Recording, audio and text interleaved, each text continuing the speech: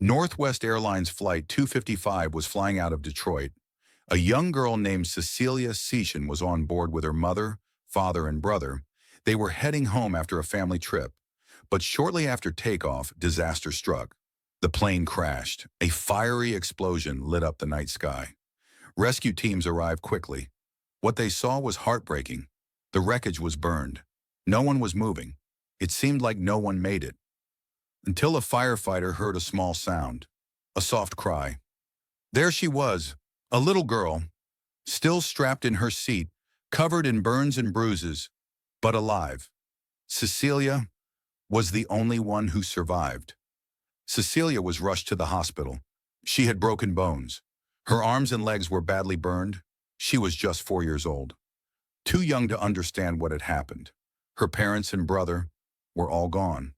After months in the hospital, Cecelia was taken in by her aunt and uncle, who raised her in private, far from the media. Cecelia grew up like a normal child, but the crash was always a part of her. She kept quiet for many years. She didn't talk about the crash. She didn't want to be known only as the girl who survived.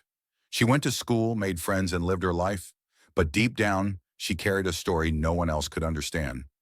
In 2013, more than 25 years later, Cecelia finally spoke out. She appeared in a documentary called Soul Survivor. She even got a tattoo of a plane on her wrist, not to remember the pain, but to honor her family and her journey.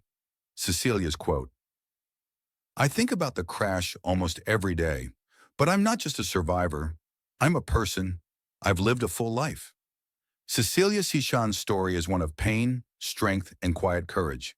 She reminds us that even in the worst moments, a miracle can happen. Subscribe for more true survival stories. What would you do in her place? Comment below.